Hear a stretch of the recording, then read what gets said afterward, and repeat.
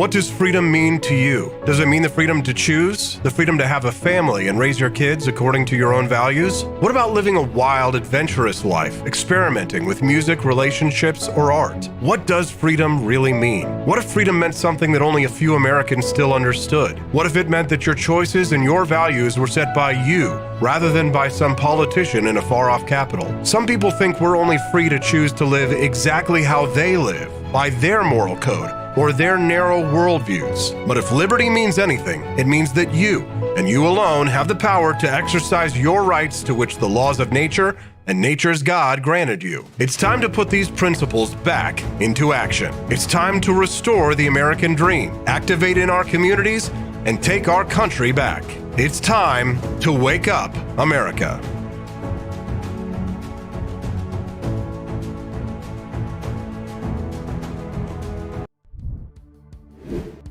Hello and good morning. Welcome to the show. I'm your host, Austin Peterson. It's Midterm Madness. Voters heading to the polls tomorrow might be surprised to be greeted by members of the military.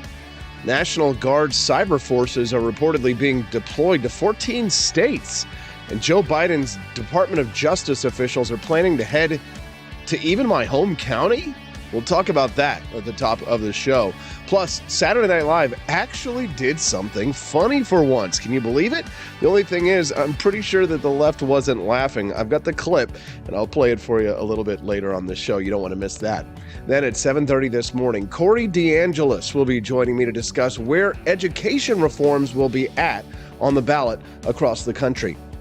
After government mismanagement of education during the pandemic, school choice has won over a new generation of voters. And then at 8 a.m. this morning, Scott Faughn of the Missouri Times joins me to discuss the latest and greatest in Midterm Madness, where Missouri's at, and he'll enter the Marijuana Thunderdome. Yeah. Whoa. Should be fun. Enter Thunderdome. All right, Tina Turner. Plus at 8:20 this morning, a very special treat for you. My buddy Squiggly Line Guy will be joining us on the show today to talk about Elon Musk's reign of terror. Yes, 2 celebrities were banned from Twitter for impersonating Elon online. I thought that Elon said that comedy was legal on Twitter now. More drama and fun to be had when Squiggly joins me later on this very special pre-election episode of the Wake Up America show with Austin Peterson. All right, before we get started, real quick, couple of house cleaning things. Just want to let you know our YouTube experiment is going great. We've been continuing on with our YouTube Blitz, where I ask all of our live listeners and viewers, again, those who are listening to us live, viewing us live, if you're listening to us later on the podcast, of course, like, subscribe, comment over on YouTube would be great too. But we're getting very close to monetization. We're just creeping up there. We're at now 3,344 public watch hours, and we're trying to get to our 4,000 required before we can get to monetization on YouTube. So thank you to everyone who has been watching and liking and subscribing on the show over there. We're grateful to have you helping us out over on YouTube. Good morning, everyone who loves the show. Appreciate you all very much. Rare Camellia, good morning to you. Good morning, Goatfoot. Good morning, Albert Crockenfells. Yes, we've got some great show today. Great lineup. That's right. Squigs, Scott, and Corey. It's going to be a great show today.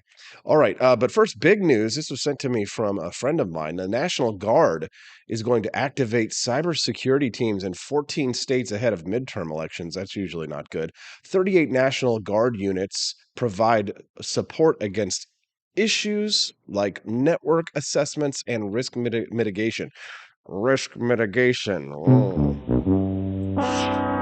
Not sure about that one. The decision to have teams ready for support has become a familiar one, reports Fox News, over the past few elections after the claims of Russian interference started during the 2016 presidential election.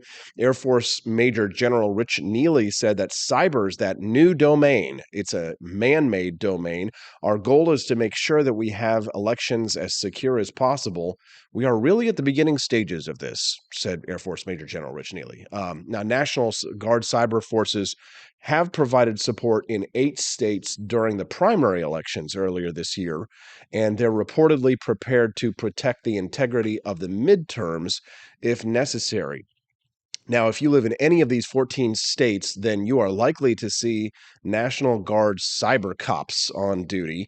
North Carolina, Arizona, Pennsylvania, Colorado, Connecticut, Delaware, Hawaii, Illinois, Louisiana, New Mexico, New York, Washington, and West Virginia. The report is that National Guard officials are going to be working with and receiving security updates from the Cybersecurity and Infrastructure Security Agency.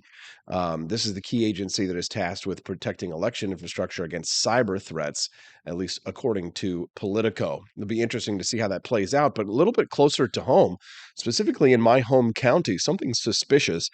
Something wicked this way comes. Missouri Secretary of State Jay Ashcroft posted on Twitter about 14 hours ago an email that was sent from Biden's Department of Justice to one of our election authorities. So the county clerk in Cole County, where I live and reside and where this show is being broadcasted from, the county clerk is a gentleman by the name of Steve Korsmeyer, who received an email from the Department of Justice.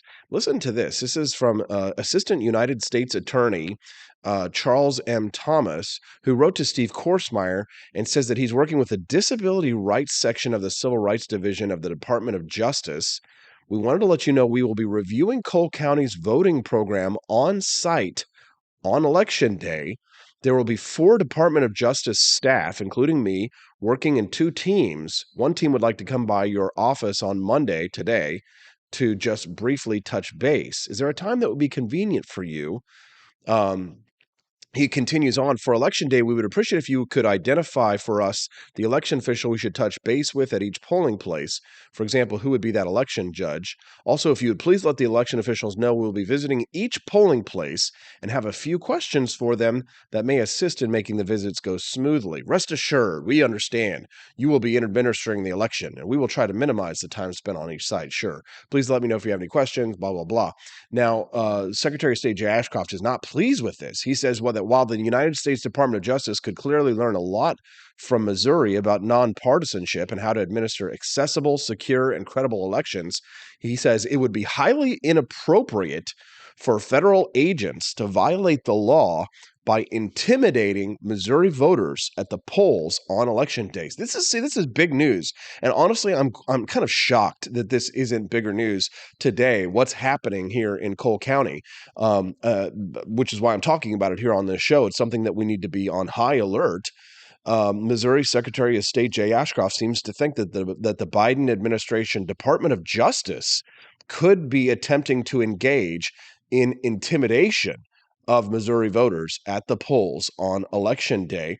Now, Jay Ashcroft continued on in this thread and said that under Missouri law, the local election authority is empowered to decide who, other than voters and poll workers, may be at polling locations. Cole County Clerk Steve Korsmeyer has rightfully declined to allow this overreach, and the Secretary of State's office fully supports him. Yeah, go Steve.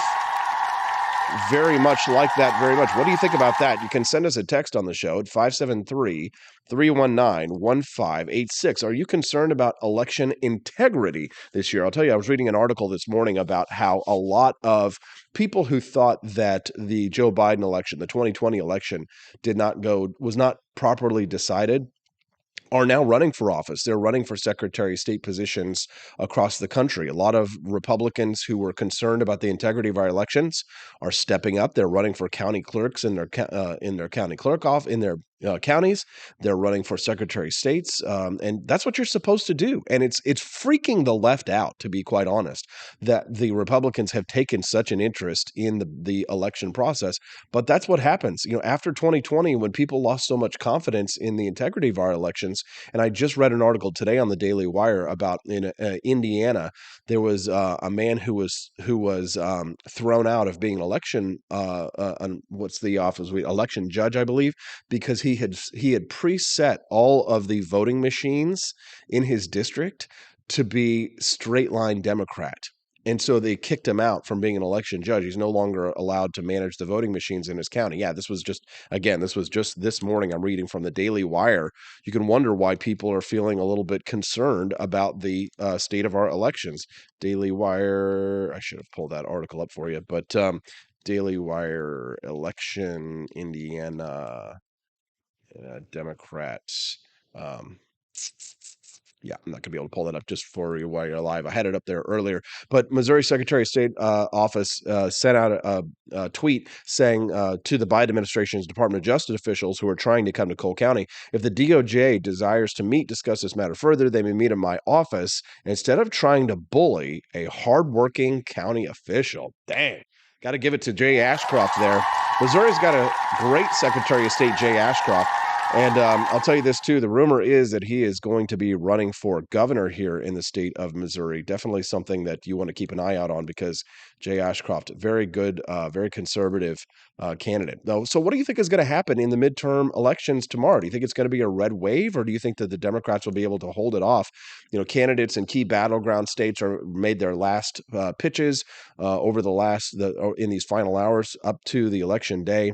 GOP's prospects are continuing to brighten. Jessica Taylor, who is a Senate and governor's editor for the Cook Political Report, and they're supposed to be nonpartisan. Whenever somebody says they're nonpartisan, I just assume that they're either liberals or Democrats or whatever. But Republicans are seen by analysts at the Cook Report as the favorite to take the House majority on Tuesday. And all of the polls that are starting to come out in the Wall Street Journal is reporting that key voting blocks are starting to trend away from Democrats. As many are saying that their top concerns that are driving them to the ballot box are inflation and economic uncertainty. Now, Senate control, and that's key, that remains a toss-up, but polls are showing that GOP candidates in states like Arizona and New Hampshire and Pennsylvania have been making gains in the final weeks. Now, Democrats are also working to hold on to governor's offices like in Oregon and in New York, where Kathy Hochul has had a big challenge from Lee Zeldin.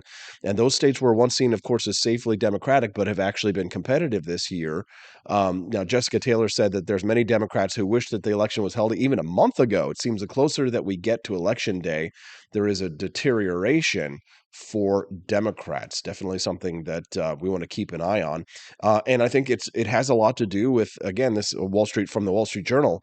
The Republican Party is gaining support amongst Black and Latino voters. It's so fascinating. Republicans actually appear to be in a better position with both groups heading into the midterms than they were in 2020 or 2018. What is this? So the Republican Party is winning support from a larger share of Black voters than in recent elections, and they've improved their standings among Latino voters. You heard me talking about this last week.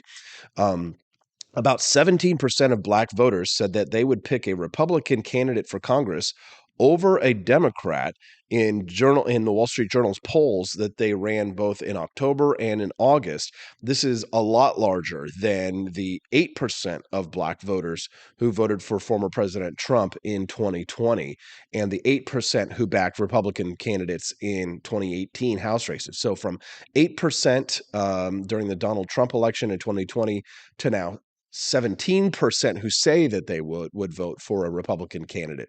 So, we're talking about doubling of African American support here. Now, among Latino voters, Democrats held a lead of 5 percentage points over Republicans in the choice of a congressional candidate in the Wall Street Journal's October survey. That's a narrower advantage than Democrats' 11-point lead that they had in August. So, results of the 2020 presidential election showed a meaningful move among Latino voters towards Mr. Trump and the GOP, but evidence that preferences among Black voters shifted has been a little bit mixed. So there's a lot of suspense ahead of this year's contest. How do you think it will go? I'd love to hear from you. Follow me on Twitter at AP4Liberty, because guess what?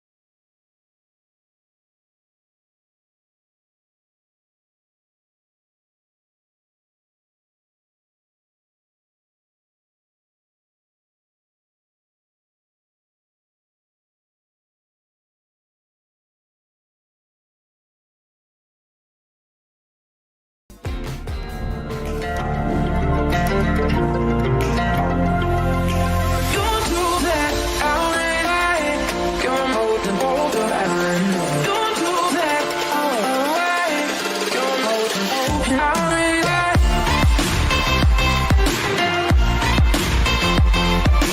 morning again in America. Our country is prouder and stronger and better.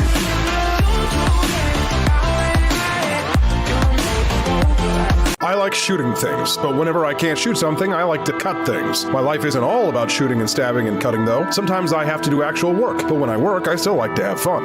And there's nothing less fun than trying to cut with a crappy knife. Thankfully, from the ancient sect of Christian knights, who also loved cutting and stabbing, comes a new implement that has received my personal blessing, the Templar knife.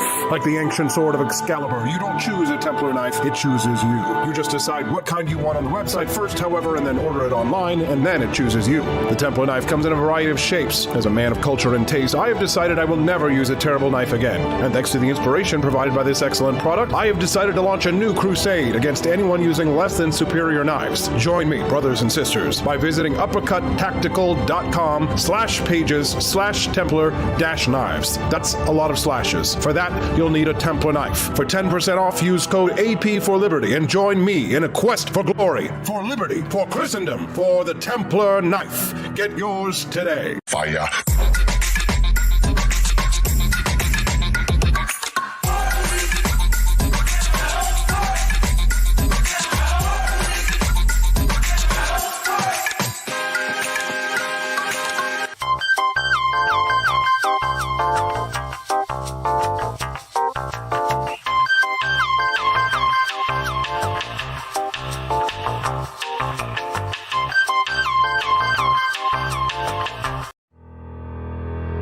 Your printing company stinks. They charge you too much money and they don't love America enough. We've got the solution. Patriot Printing USA. Whether you're running for office, saving souls, or just need business cards that will get you the new job you've been looking for, Patriot Printing USA has got you covered with the best prices around. Palm cards, brochures, bumper stickers, door hangers, you name it, we've got it. PatriotPrintingUSA.com. That's PatriotPrintingUSA.com.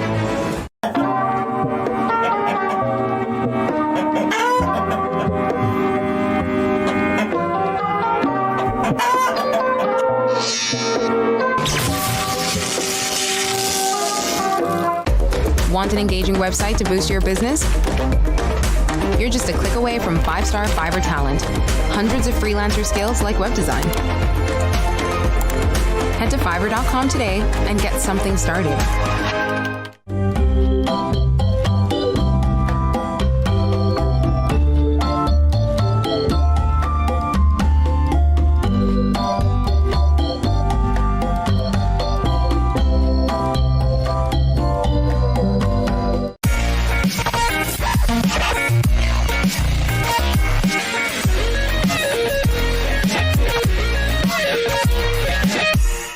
Average Americans are turning into conspiracy theorists at an unprecedented rate.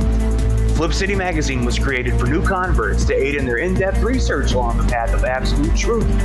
We offer the hardest-hitting news and opinion delivered uncensored in print directly to your door. Display proudly on your coffee table or hide discreetly under your mattress. Flip City is the magazine they don't want you to see, much less read. Subscribe to Flip City Magazine today at flipcitymag.com.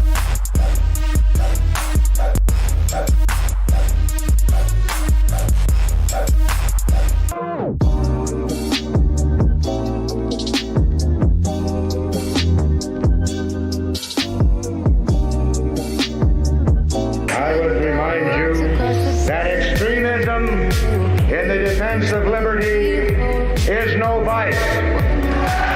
It is better to settle these matters in the courts than on the streets, and new laws are needed at every level. But law alone cannot make men see right.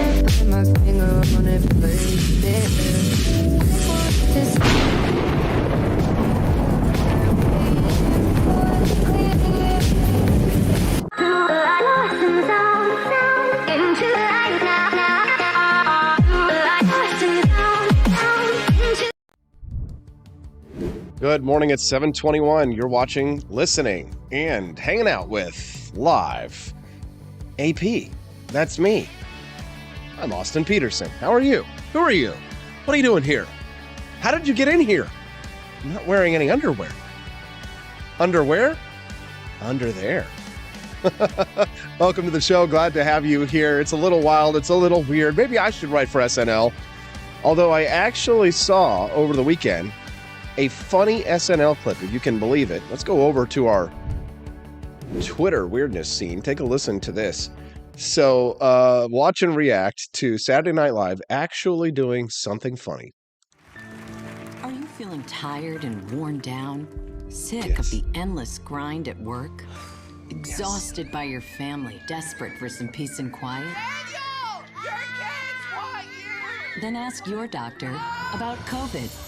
By simply getting COVID, you're guaranteed a 5 and sometimes even 10-day vacation from all of life's problems. I needed a break.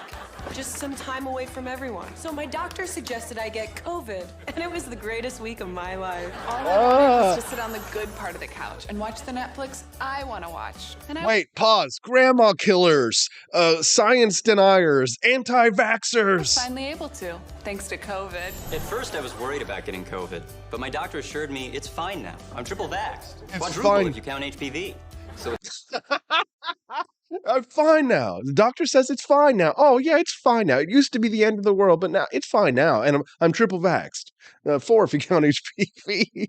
Good stuff. Good stuff. time Continue. shot. Side effects of COVID include having COVID, which is still kind of bad, but doesn't it seem different now? It does seem kind of, yeah, it's still kind of bad, but doesn't it seem different now? I love this. Whenever SNL actually decides to do comedy, it's usually the very rare times that they actually take a little jab at the left.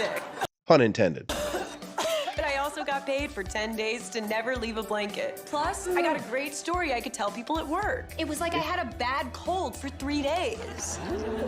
Whoa. Of course I had to isolate from my 3 kids because I didn't want to get them sick. But what do they eat? I gave it 14 days to be extra safe. And for an extra fee, we'll knock out the Wi-Fi near your house so you can't do any Zooms. Oh, well, too bad.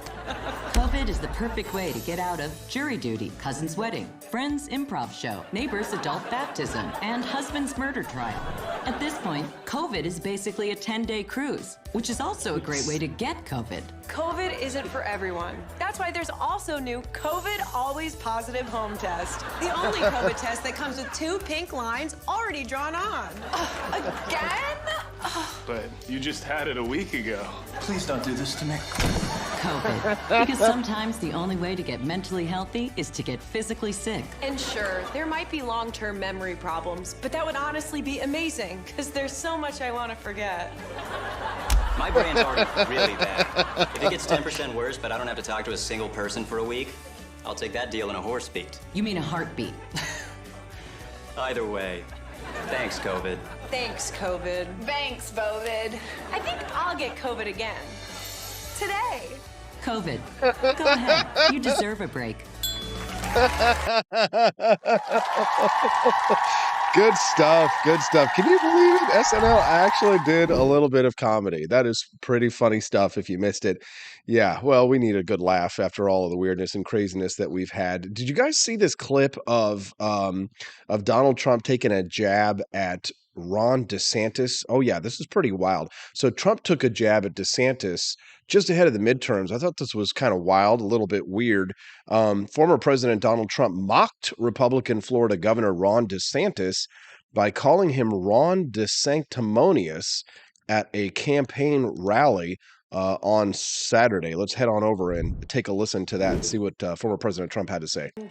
Ron DeSanctimonious at 10%.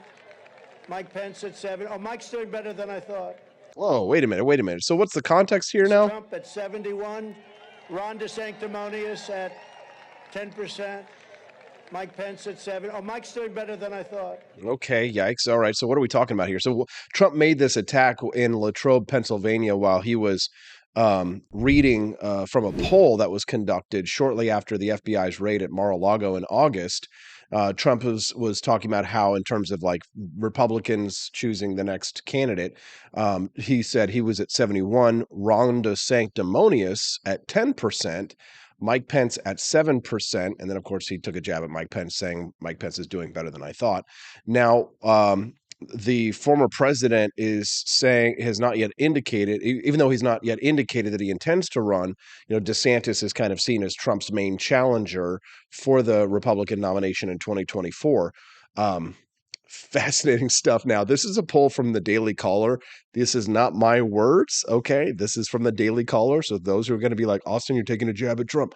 This is not me taking a jab at Trump. This is literally the Daily Caller, Tucker Carlson's former newspaper, taking a jab at Donald Trump. It says, polls show, and there's a link to the polls, that less educated Republicans tend to favor Trump, while Republicans with college degrees prefer DeSantis. That's kind of a big thing to drop, just as it's like the last sentence in this paragraph. And the Daily Caller just drops that and then moves on. And I'm like, wait a minute here, hold on. How are you going to move on from that? You just drop this sentence here saying that less educated Republicans tend to favor Trump. Republicans with college degrees prefer DeSantis. Now, I'm not trying to just make a jab here on my own, but I'm just gonna say it. All right, I'm just gonna go ahead and say it. Okay, I don't care that you broke your elbow. No,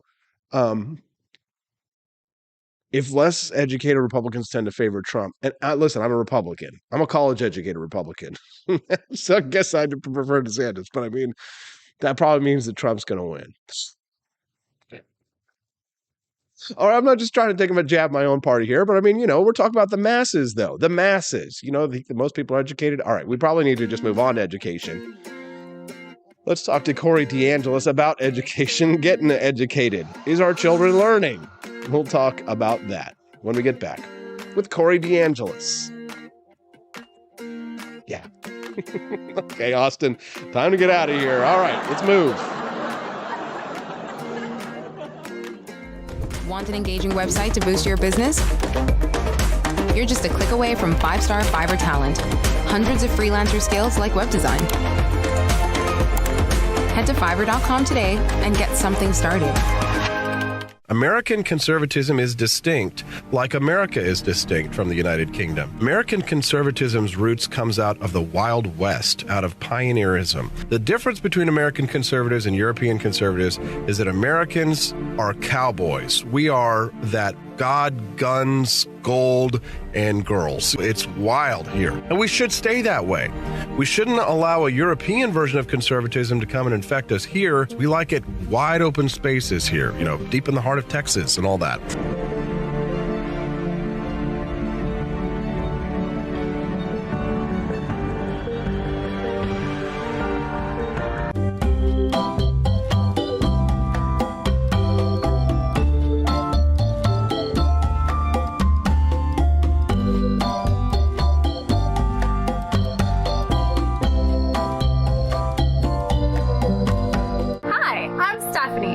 Wife. I want to thank you all for watching the Wake Up America show with Austin Peterson.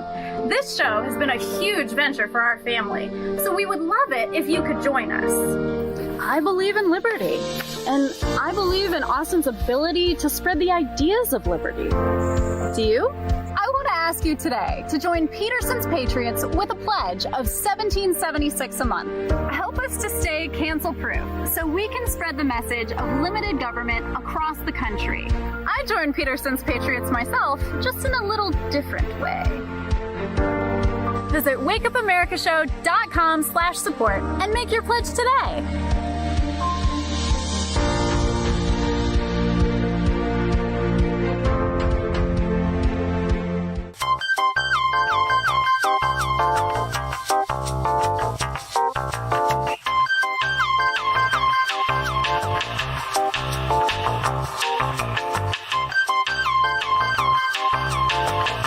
Average Americans are turning into conspiracy theorists at an unprecedented rate.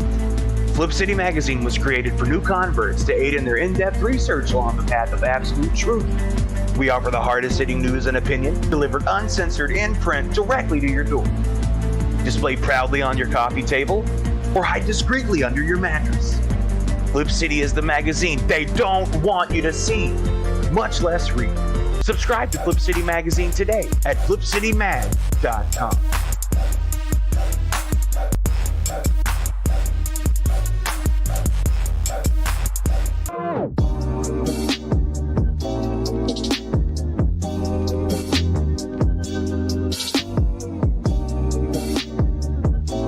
Speaker Pelosi's husband, Paul, made a big investment in chips just before Congress votes on a bill that would give $52 billion in subsidies and tax credits to the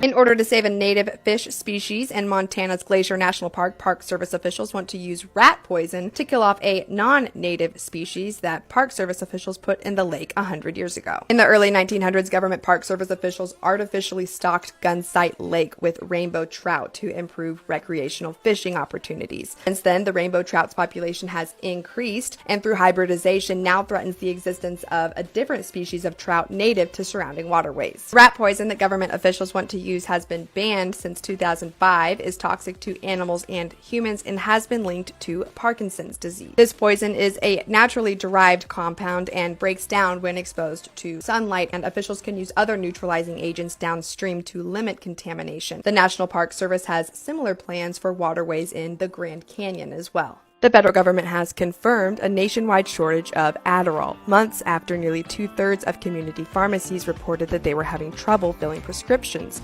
And despite this shortage, the federal government also indicates that it will not raise the drug's production quota for next year. In case you didn't already know, Adderall is a federally controlled substance because of its potential for abuse, and patients in most states can only pick up 1 month's supply at a time, and generally can only do so a few days before their previous prescription runs out. In response to the current shortage, the Food and Drug Administration has recommended that patients speak with their providers about finding alternative methods for treatment. The Drug Enforcement Agency, more commonly referred to as the DEA, every year sets up a production quota for Adderall to establish the quantities made for medical, scientific, and industrial use. Prescriptions for Adderall last year were up 10.4% compared to 2020. Between then and now, in response to the COVID-19 pandemic, officials had relaxed federal rules that had required traditional in-person examinations before the prescription of addictive drugs like Adderall and Xanax. And in response to these rule changes, there was a boom in telehealth startup apps that were designed to streamline this relationship between remote providers and their patients. One of these popular telehealth apps, known as Cerebral Inc., is now under federal investigation for deceptive and unfair advertising and marketing practices after the Federal Trade Commission announced that it was stepping up enforcement against companies that, quote, trick or trap consumers into subscription services.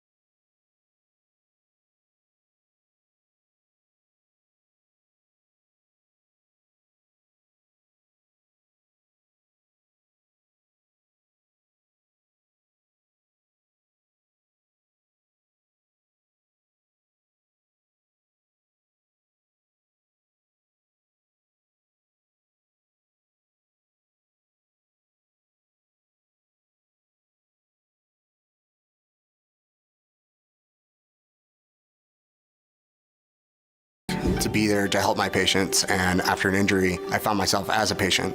I experienced post-traumatic seizures. Depression is a big one that comes along with it, PTSD. So I pursued my PhD in neuroscience and regenerative medicine. The coalition has helped fund my academic pursuits. They genuinely care about helping the vet in whatever way that they can. Through supporting the coalition, you're supporting some of the veterans that have the biggest needs. Visit saluteheroes.org to learn more.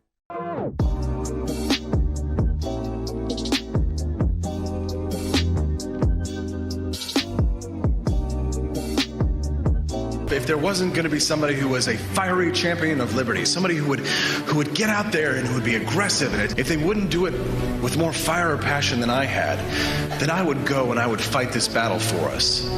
I've fought for the principles that we all share. Parties tend to be secondary to me. We're here because we believe in the principles of liberty. I am not a perfect messenger, but I think I'm a damn good one. This is a replica of our first president's flintlock pistol. You have my full support, my respect, and my gun.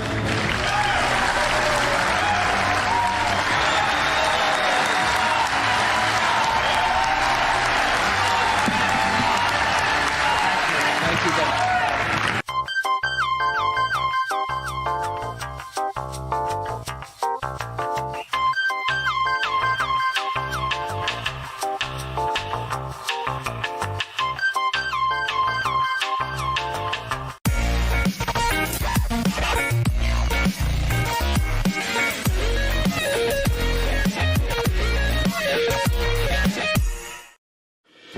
Enough yet?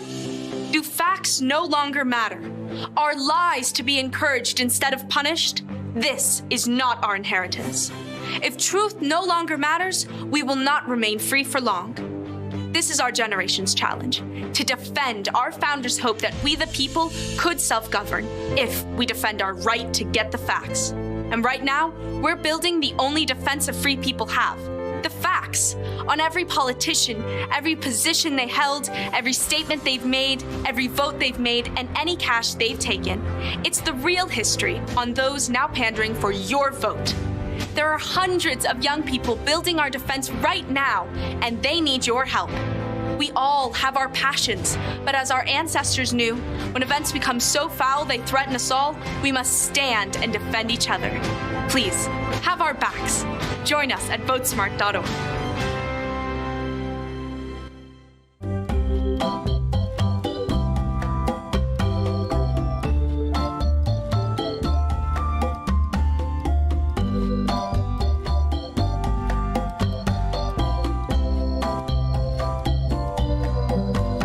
What would happen if I had to pick up the phone, call 911 for one of my family members or one of my neighbors? What would I do if no one was on the other end to respond? What if there was no 911? You can be a part of the solution. Anybody can be a firefighter. Male, female, younger, older. We have school teachers. We have leaders in business. Is me, you, anyone that wants to be. There is no typical firefighter.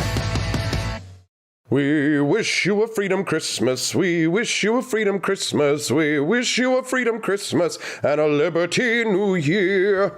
Socialists and commies may try to convince you that the holiday's all about free stuff. But let's be honest, we all know whose wallet Santa's gifts are coming out of. There ain't no such thing as a free stocking. Santa is the only guy with a big white beard promising free stuff that we want anything to do with this holiday. And if you don't believe, you don't receive. It's a capitalist, consumerist holiday, and it's time for a Santa-sized stimulus. Get your free market merch at the AP for Liberty shop today and stuff your socialist sisters' stockings full of capitalist cheer. Ho, ho, ho, ho!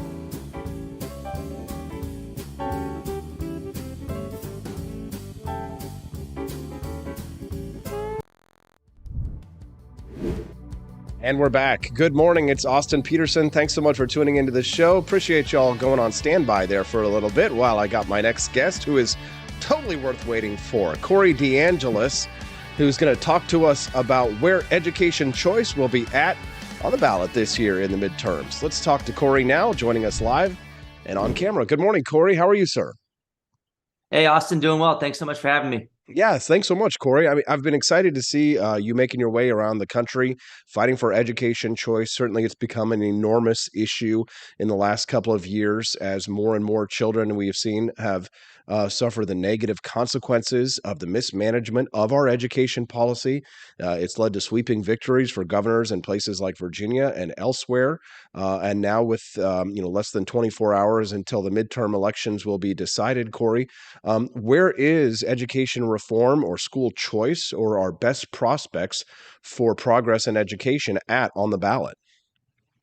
Yeah, look, you're right. We've already seen some victories, including in places like Virginia, where Glenn Youngkin won on the issue of education in a state that went 10 points to Biden just the year before. When we're looking at the midterms this year, I've been looking at the governor's races. I mean, these governor's races could lead to drastic education reform in certain places like Wisconsin.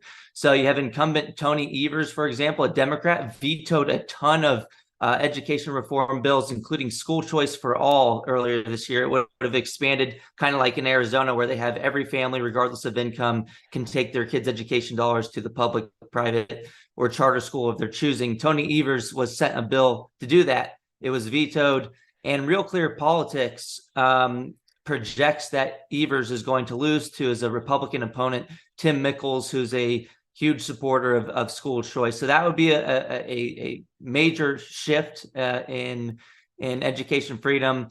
Looking at Arizona, you have Carrie Lake. She's a staunch supporter of education freedom. She wants to expand, even though Arizona has the gold standard of school choice with all families eligible. She wants to increase the amount of funding that follows the child. Right now, it's just the state funding. Well, there's also local funding as well that the public schools currently get to keep in Arizona. So that would be a shift, a race that I'm watching tomorrow night. One of the biggest upsets, which would be, I think, even bigger than the Glenn Youngkin victory, would be Tudor Dixon in Michigan. She's running against Gretchen Whitmer, the Democrat incumbent, who locked down businesses for such a long time and even lied during the debate, the final debate, about how long schools were closed. She said kids were only out for 3 months. Kids were only out of school for 3 months. And that's just verifiably false. And even if it were true, it came off as if she was downplaying the damage done to kids by keeping them out of school for so long. Looking at congressional seats, I mean, look, I think Republicans might have a red wave that's so big that they take both chambers, the Senate and the House. Obviously, Joe Biden would still be president. So not much is going to change at the federal level on the school choice front. And most of the action on school choice that's important anyway is at the state level. Even if we did have all three branches with GOP control, then the federal funding of K-12 education is only about 8 or 9% of the total pie. So you get more bang for your buck if you're focusing your efforts at the state level anyway. Certainly a good argument for paying attention to what's going on in your state and local politics.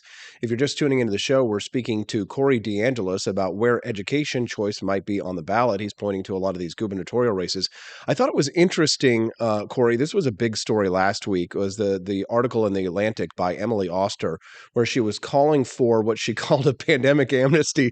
You're already shaking your head, but one of the big issue that she admitted that her and other liberals and Democrats were wrong about was how they handled education, was how they handled schooling. So, Corey, are you prepared to grant Emily Oster amnesty on this issue? I'm definitely not granting Randy Weingarten and the teachers unions amnesty for holding children's education hostage to secure multiple multi-billion-dollar ransom payments from the taxpayer.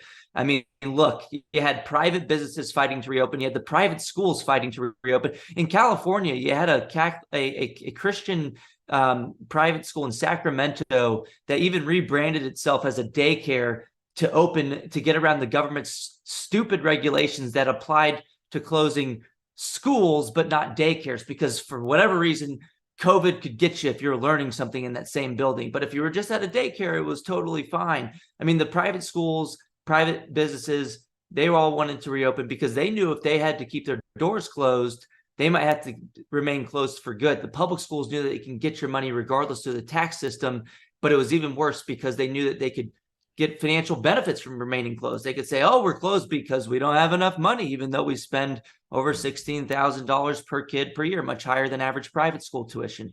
So no pandemic amnesty, especially because the other side doesn't want to doesn't want to admit that they did anything wrong. Until then, we shouldn't even talk about pandemic amnesty. And look, I think Democrats want this to happen right now, and they're trying to distance themselves from the school closures because they don't want to lose on Tuesday. They don't want to lose tomorrow. And they know that keeping the schools closed was deeply unpopular at this moment. And no one's forgetting what happened. Parents haven't forgotten. Parents were right there with their kids. And the one side benefit, though, of the closures was that parents got to see that they were sending their kids to institutions that were brainwashing them to hate them for 13 years, which is another part of the conversation as to why support for school choice has jumped so much in recent years, is that parents got to see another dimension of school quality, which is whether that school's curriculum aligns with their values. And look, Vodi Bakum said it best. We got to stop sending our kids to Caesar and then acting surprised when they come back as Romans. Parents saw that their kids were coming back as Romans, or they were at least learning things that weren't aligned with their values, and families are pushing back.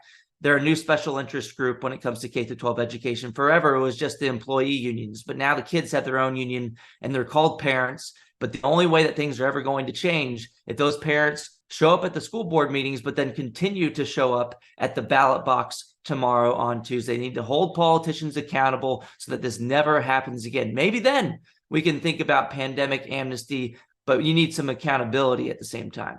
I love that quote.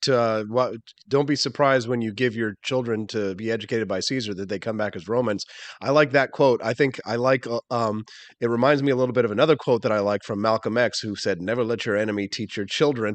If you're just listening to the show and tuning in now, we're speaking to Corey DeAngeles. Corey is the senior fellow at School Choice Now and a senior fellow at the Reason Foundation. Corey, I'd like to talk to you a little bit about a headline that you shared on your Twitter account at DeAngeles Corey, where it said that you say that school choice is a rising tide that lifts all boats. You call it a win-win solution. What do you mean? Yeah, competition works in K-12 education just like it does in every other sector, every other industry.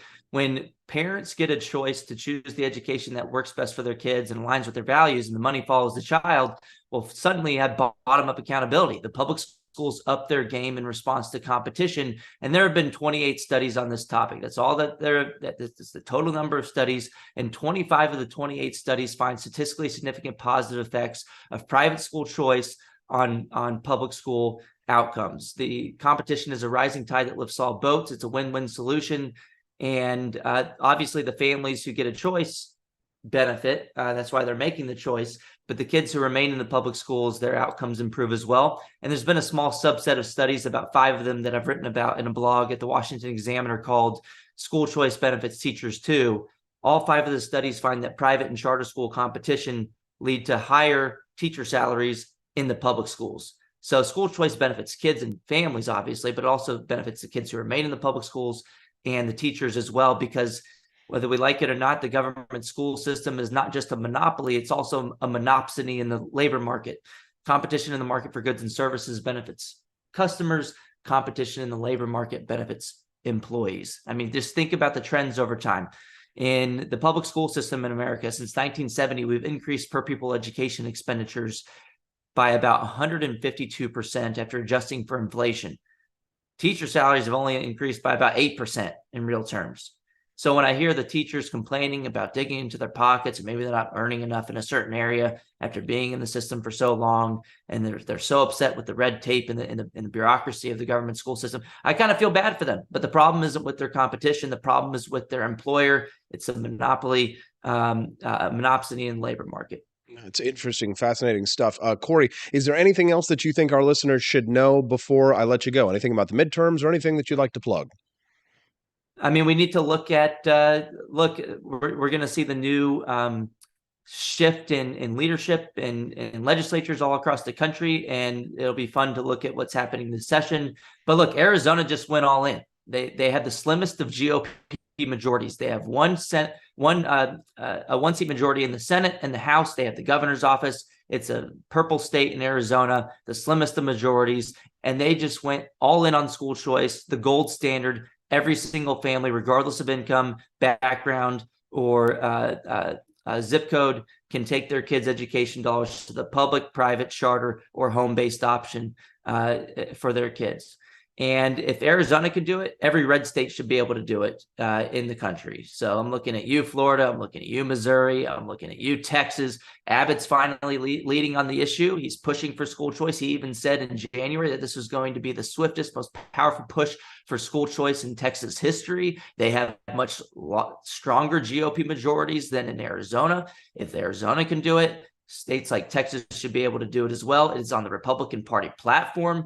88% of Texas Republican primary voters went to the ballot in March of this year, saying they support a school choice proposition, which was up 9 percentage points since 2018. There's been a sea change in support for school choice. Parents have woken up. They're never going back to sleep. And we should, politicians would be wise to listen to these parents going forward if they want to have political success as well. It is politically disastrous. I would say a form of political suicide at this point to come out against parental rights in education. So we'll see what happens tomorrow on Election Day, but parents are the change agent here. And every state should go all in and empower all parents like they did in Arizona. That's right. Parents are the change agent. Corey DeAngeles, the tip of the spear in the fight for education freedom. Corey, thank you very much for your time today. We're grateful to have you. Totally. Thank you, Austin. Thank you very much. Did you like Corey DeAngeles? If you did, give us a like on the stream. Give us a little share. We appreciate you very much for tuning in. All right, coming up next, entering the Marijuana Thunderdome. Scott Faughn's going to join us here in just a few minutes to talk about Midterm Madness, what's happening in Mo, what's on the ballot, plus all this weirdness with the Department of Justice sending officials here to my home county, thinking they can get away with it. The Biden administration better go hightail it right back to Washington, D.C., at least according to my Secretary of State, Jay Ashcroft. I don't know if you've got a Jay Ashcroft in your state, but you ought to be jealous of ours. All that and more when we get back on the Wake Up America Show at wakeupAmericaShow.com. My name is Kelvin. Welcome to Frenchy Bush. This is my Didi's website. Now I've decided to speak to you with my real voice for the first time ever to tell you about how cool Frenchy Bush is. But I've decided that this is the perfect opportunity to share with you. Frenchy Bush is a good website. You should follow us on socials. If you like Frenchies or any kind of bulldogs, me and my new brother George are going to try to make your life more fun. Hello, I'm George. My neck isn't really thick yet, but it will be. We are so glad you're here. Please ignore my floating eyeball. It helps me spot predators who might be approaching from the sides. Didi made Frenchy bullshit to review things that he uses on me and my brother to tell you if it's good or bullshit. Take this collar, for example. Didi really likes it. Didi said it's really handy because us Frenchies got thick necks. Need something really tough. People think Frenchies are little, but if you look at us from below, you can see we are really pretty buff. Beefcake. Yes. Look at my creamy thighs and chest. Yes. You like that? Big brother, please focus. Frenchy Bush. Please follow us for more great content and read the Frenchy Bush blog for more fun and cool stuff.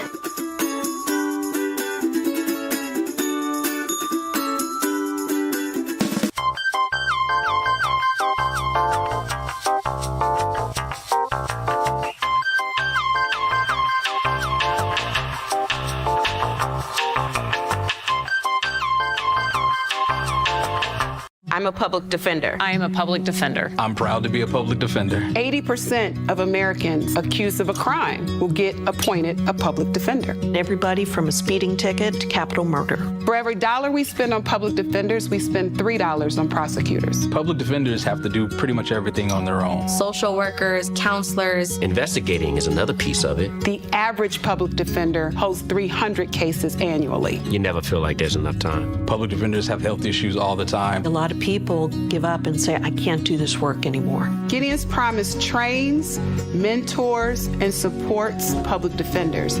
There are a lot of people who say that they would not still be public defenders, but for Gideon's Promise. It's fueled me to continue on in this fight. Gideon's Promise has changed the face of public defense. People see us as troublemakers. Good trouble only. We don't make it easy. It should not be easy to take away someone's liberty.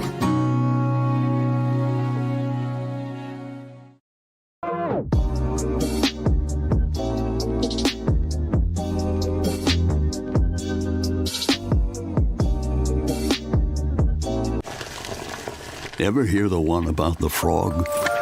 Put a frog in a pot of boiling water and it'll jump right out. Here's my resume again. But put a frog in a pot of cool water and slowly heat it up, and that frog will boil. It's a lie. But as a metaphor for us and all that we go through as veterans, Do you have any real-world experience? it's a story that rings true. We make excuses for how we feel. We push everything down. We tell ourselves the lie that it's easier to stay in that boiling water, to disconnect. And some days, maybe it is. But you've never been interested in easy. Make no mistake, reaching out is hard. Do it anyway. I need help. You're not alone. You've got this. You are not a frog. Find resources at va.gov/reach.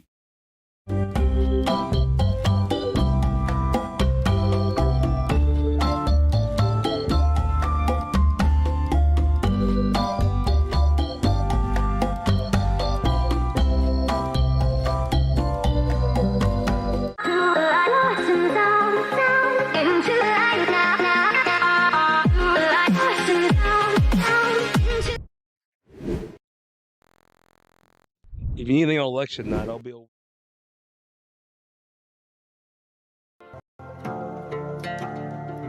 In order to save a native fish species in Montana's Glacier National Park, Park Service officials want to use rat poison to kill off a non-native species that Park Service officials put in the lake 100 years ago. In the early 1900s, government Park Service officials artificially stocked Gunsight Lake with rainbow trout to improve recreational fishing opportunities. Since then, the rainbow trout's population has increased, and through hybridization now threatens the existence of a different species of trout native to surrounding waterways. Rat poison that government officials want to use has been banned since 2005, is toxic to animals and humans, and has been linked to Parkinson's disease. This poison is a naturally derived compound and breaks down when exposed to sunlight, and officials can use other neutralizing agents downstream to limit contamination. The National Park Service has similar plans for waterways in the Grand Canyon as well. The federal government has confirmed a nationwide shortage of Adderall, months after nearly 2/3 of community pharmacies reported that they were having trouble filling prescriptions.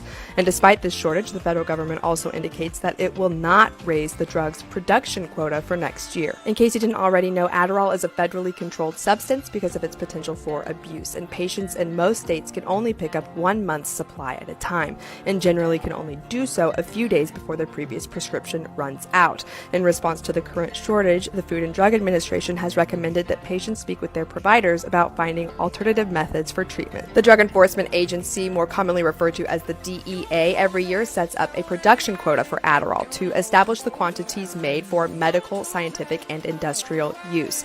Prescriptions for Adderall last year were up 10.4% compared to 2020. Between then and now, in response to the COVID-19 pandemic, officials had relaxed federal rules that had required traditional in-person examinations before the prescription of addictive drugs like Adderall and Xanax. And in response to these rule changes, there was a boom in telehealth startup apps that were designed to streamline this relationship between remote providers and their patients. One of these popular telehealth apps, known as Cerebral Inc., is now under federal investigation for deceptive and unfair advertising and marketing practices after the Federal Trade Commission announced that it was stepping up enforcement against companies that, quote, trick or trap consumers into subscription services.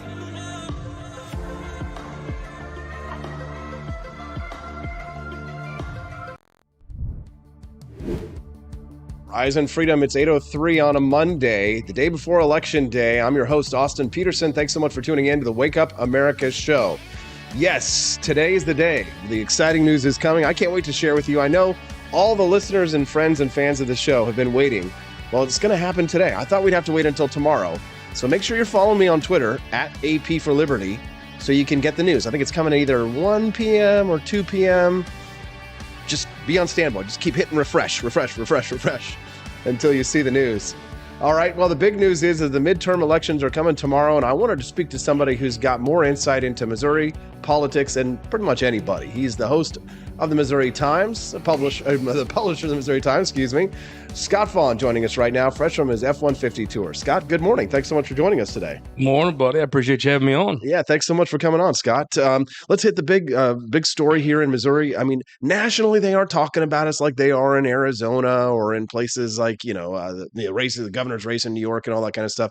Missouri's Senate race between Trudy Busch Valentine and Eric Schmidt has been sort of, tossed aside from the national media. But it's a big, important race. We might be sending a very strong conservative to Washington, D.C. tomorrow. I think that when you look back on this race, you're going to send not only a person who's going to gain a lot of stroke in the Senate, a potential person that could be a Senate leader one day, you're sending probably our best real shot at a national figure. I would say even going back to maybe John Ashcroft. If I had to really pick who's going to be a national figure who can maintain respect in the party, who can maintain respect around the country. I think if you look at Eric Schmidt in the state Senate, he found out a way to work with everybody. He left with the respect of both parties. Probably the leadership might have been the most frustrated with him, frankly. He had a lot of respect amongst his colleagues. When he would do some stuff, yeah, you're going to see him on Fox News. He'll be out he'll find some issue and kind of do the whole let's rile up folks on the internet thing. But he'll also, with the things he does seriously, he'll take very serious. I bet this to several folks. Now, look, if you're some right-winger who hates everyone and gets mad, you're going to get mad. Trust me. You're going to be mad at anybody. At some point, that unicorn you think is the one that ain't going to tick you off will just be, just a pudgy unicorn. It'll be a rhino at some point. And if you're a left-winger and you think he's going to go, no, he's probably going to vote pro-life, pro-gun, pro-tax cut. I mean, surprise, surprise. But if you're a person who's just getting up and going to work today and doesn't want the FBI at your polling place out in Wardsville, then he's going to do a great job for you. I think he's the closest thing we could have elected to Roy Blunt in this state. And I think he's going to do a great job. I think the state's going to be very proud.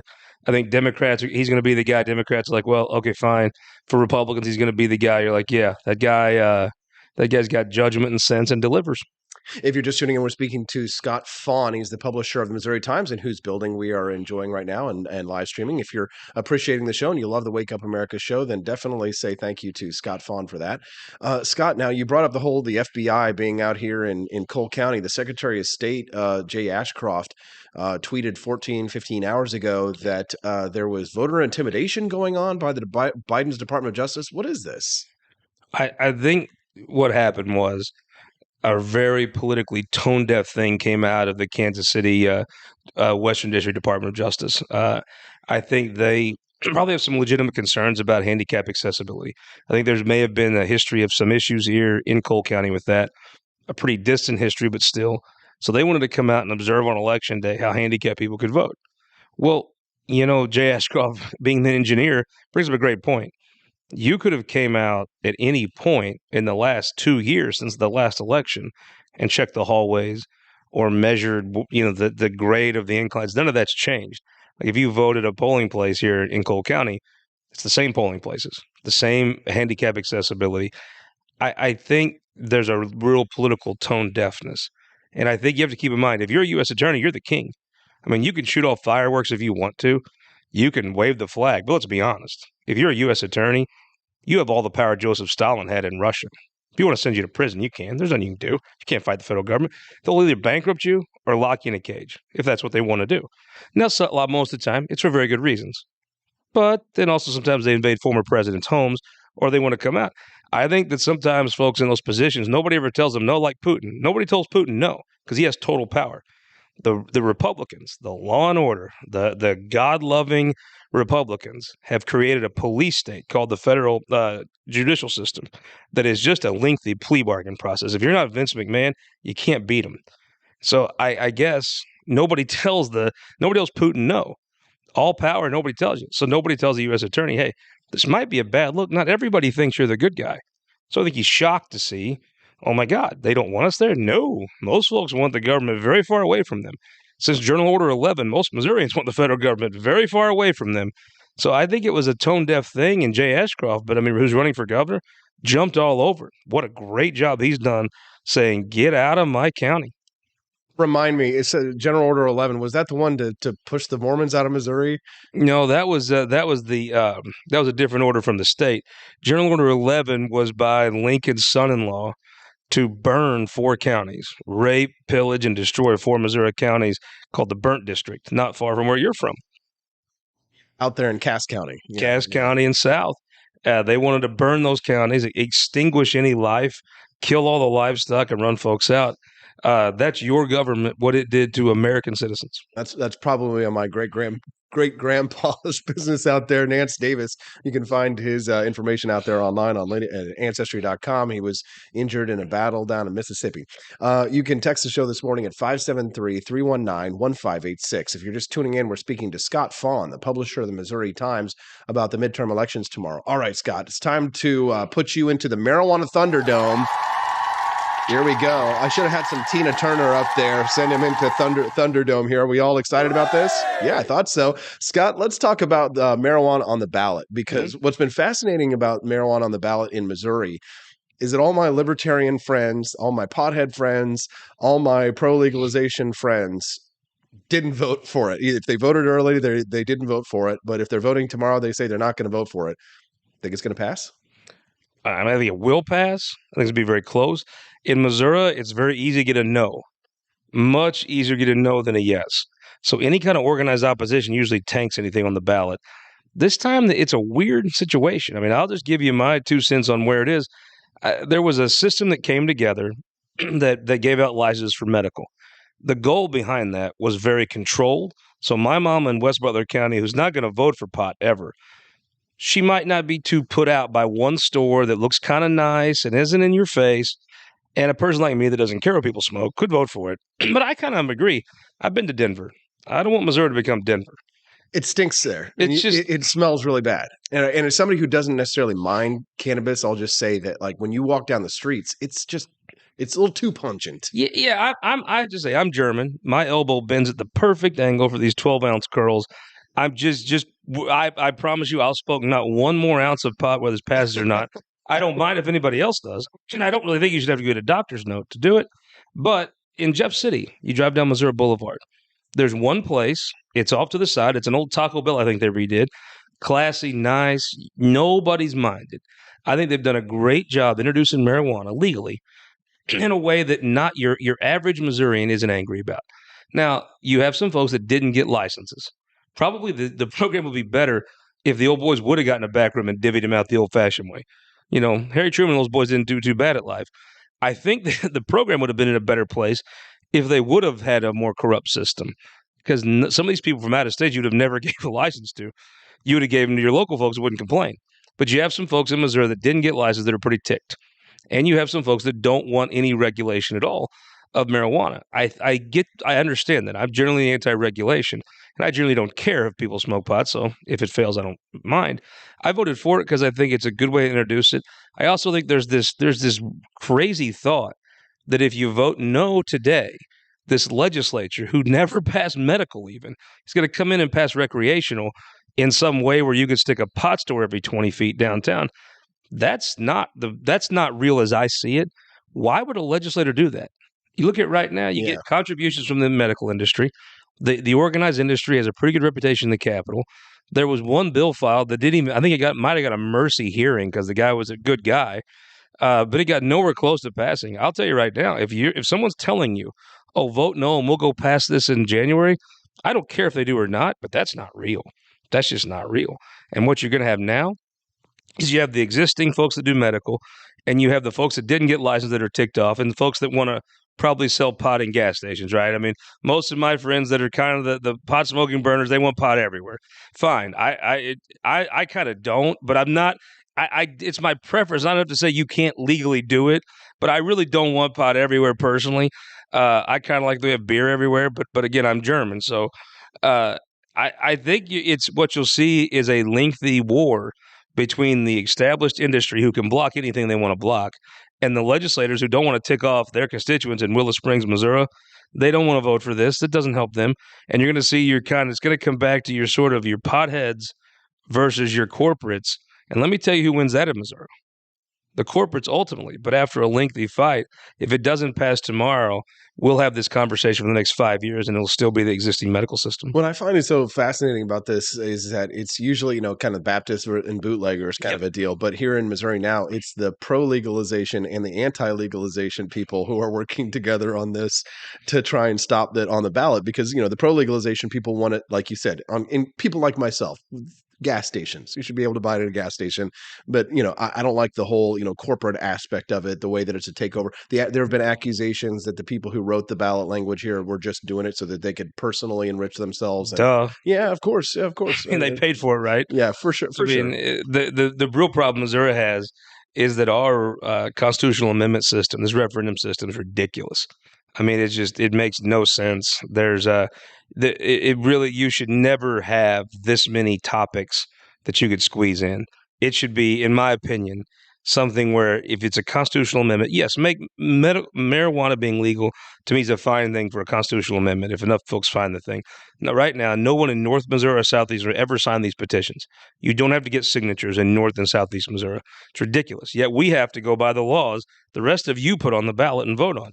Number two, if you really look at it, if you just said yes, should marijuana be legal, yes or no, fine. Then you let the legislature pass the rules and regs.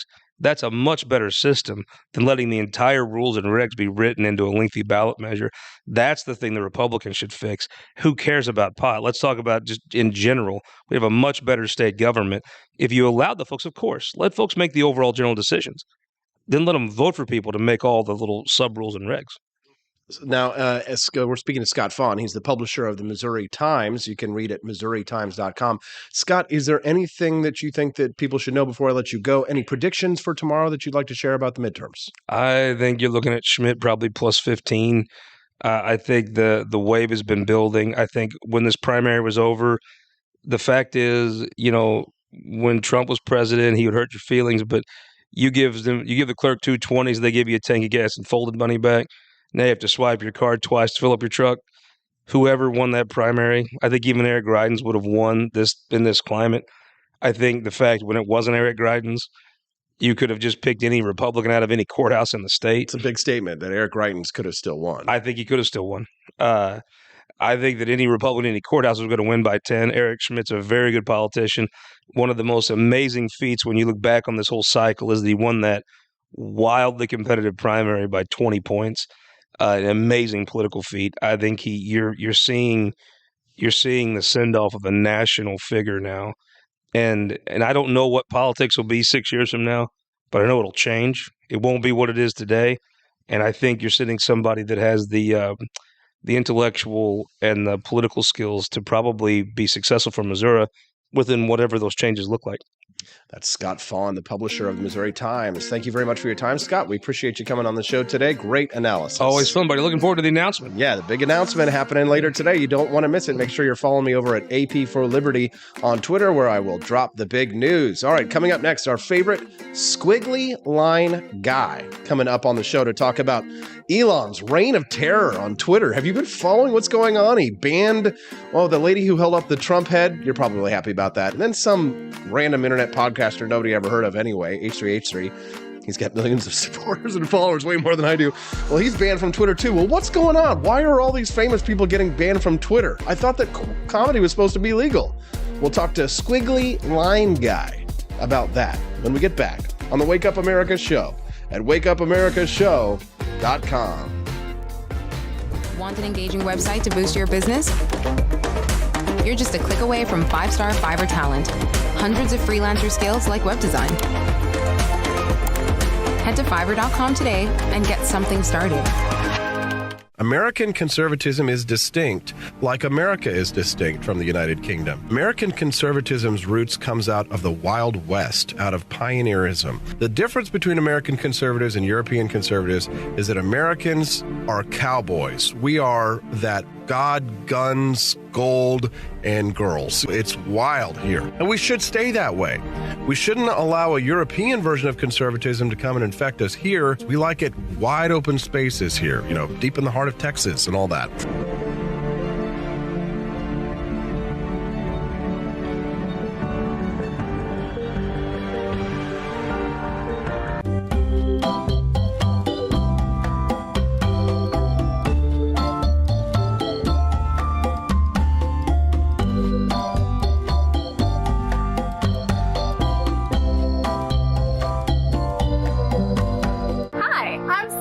Austin's wife. I want to thank you all for watching the Wake Up America show with Austin Peterson. This show has been a huge venture for our family, so we would love it if you could join us. I believe in liberty, and I believe in Austin's ability to spread the ideas of liberty. Do you? I want to ask you today to join Peterson's Patriots with a pledge of $17.76 a month. Help us to stay cancel-proof so we can spread the message of limited government across the country. I joined Peterson's Patriots myself, just in a little different way. Visit wakeupAmericaShow.com/support and make your pledge today.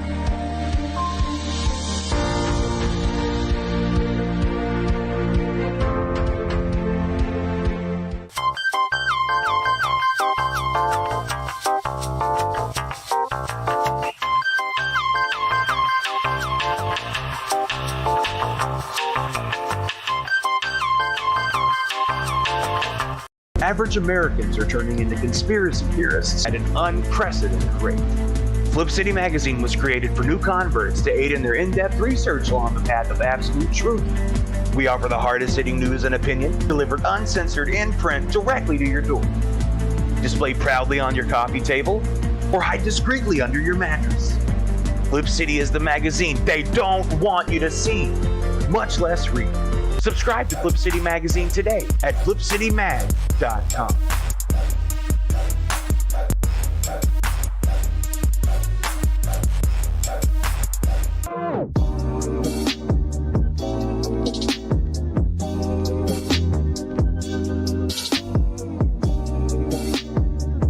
Speaker Pelosi's husband, Paul, made a big investment in chips just before Congress votes on a bill that would give $52 billion in subsidies and tax credits to the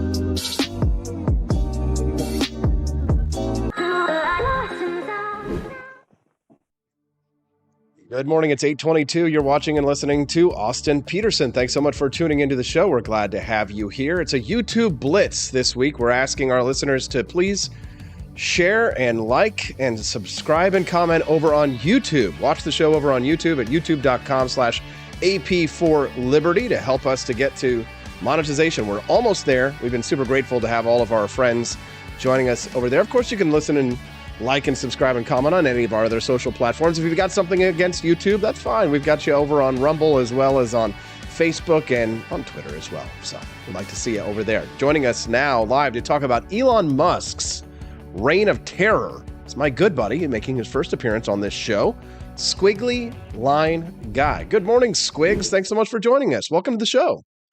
Hey, good morning, Austin. To all the listeners, the good people of America, except for communists. I hope you never wake up. But good morning. Good morning, Squiggly. That's quite an introduction there. Squigs, you've been enjoying Elon Musk's reign of terror, and he is trending this morning on Twitter for apparently having suspended, maybe banned permanently. I'm not quite sure. Maybe you can fill us in on this.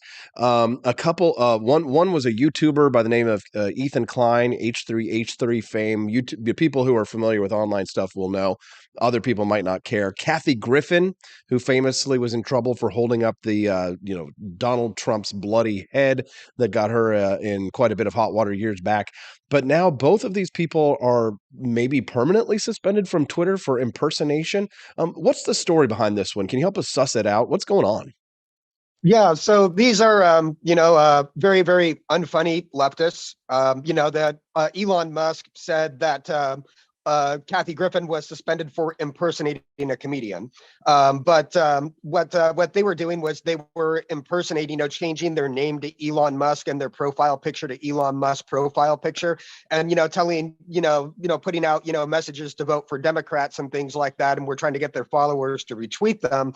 And of course, I mean, like people who have impersonated Elon Musk have been getting banned on Twitter well before Elon took over, because it was very, very common for crypto scammers to use his likeness to try and scam people for fake cryptocurrency schemes. But they thought that they would try and do a little bit of a virtual electioneering, changing their name and profile picture to Elon Musk, and they got banned for doing it. So essentially, the new rules under Elon Musk are that if you impersonate someone, this is something that can suspend you permanently. But I saw Elon had posted a tweet where he said that he would bring her back for $8. For $8, right? Yeah, he's joking around more with the $8 stuff, but I mean, it's kind of funny because like the whole parody thing, where you have to have the account, if you're going to impersonate, it has to be clearly marked as a parody. That's not new. That's always been Twitter's position on impersonations and parodies, is that you have to have it clearly marked as parody. Now, well, here's the thing, Squigs, and I'd love to hear your take on this one too. The thing is about the blue check marks, and obviously I am a blue check mark, which puts me in the rank of the first people to go to the gulag when the proletariat populist revolution takes place, and all of the blue checkmark journalists on Twitter are are killed in a mass fire. So I'm definitely on the chopping block here. The problem with this is that when you add verification for absolutely anybody, when you can buy verification, it does lend itself to a situation where you can be impersonated. In fact, the very first blue checkmark that I got was on Facebook, and it wasn't because I was famous. I wasn't. It was before I ran for president. It was because so many people, mostly my opponents in the libertarian movement, were impersonating me, creating all of these fake pages. The point of verification was supposed to prove that, hey, this is the person who they say they are. So in some ways, I think that what Elon Musk is proposing here, being able to just buy verification, it makes it a little bit problematic when it comes to the question of impersonation. Wouldn't you agree with that?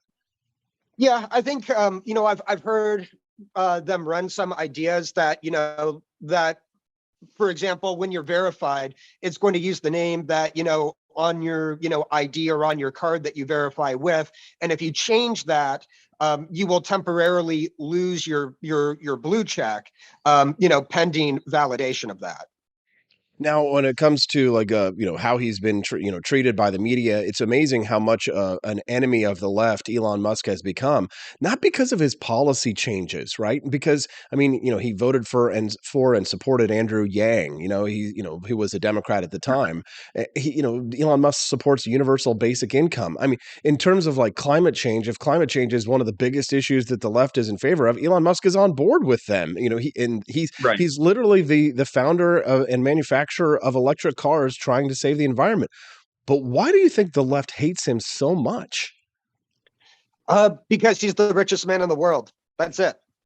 That's it. It comes from that whole eat the rich mentality, where it comes just from their place of envy, from the economic fixed pie fallacies, where when was the last time Elon Musk had his boot on your neck? When's the last time he forced you to buy a Tesla or do anything? So it just comes from envy of wealth. Yeah, it does. If you're just tuning in, we're speaking to my buddy Squiggly Line Guy about Elon Musk's reign of terror on Twitter. Now, he's been engaging in mass layoffs. I just read the news yesterday, and I'm going to talk about this a little bit later on the show, that Meta is now announcing that they're going to engage in mass layoffs, could be even more layoffs than Twitter is engaged in. The social media world is really being shaken up, Squigs. And, you could chalk this up to bad business decisions. Yeah, Mark Zuckerberg has invested too much money in the metaverse, or, the weird headset thing that people aren't really into. You could say that, Twitter has made, poor decisions when it comes to censoring people. But I mean, social media itself is changing. And I find this fascinating, Squigs, without going into too much of a tirade or a liberty rant. For years, a lot of libertarians and Republicans especially were saying that, social media has too much power and needs to be regulated. It's wrong when the government is telling the social media to censor people, as they did, and Mark Zuckerberg admitted on Joe Rogan. But to what do you attribute the failure, the sort of flux of social media, people moving away from some of these legacy platforms into different ones? What do you think this is all about? I think we're at a very interesting time in social media where we went, through, several years of, social media, growth and expanding. But I think social media, as far as expanding, doing something new ideas, that they've really just plateaued, and they found themselves, to be bloated. One thing that Elon was saying about Twitter was they had like 10 managers for every one coder. So it's just kind of, so you have just a lot of people on just bloated projects that probably just weren't even really doing a whole lot. Get the grind, get the axe. It's kind of like, they went through these periods of growth, but then found out, all of a sudden you just got a bunch of people not doing anything anymore because it's plateaued. Squiggly, is there anything else that you think our listeners should know before we let you go?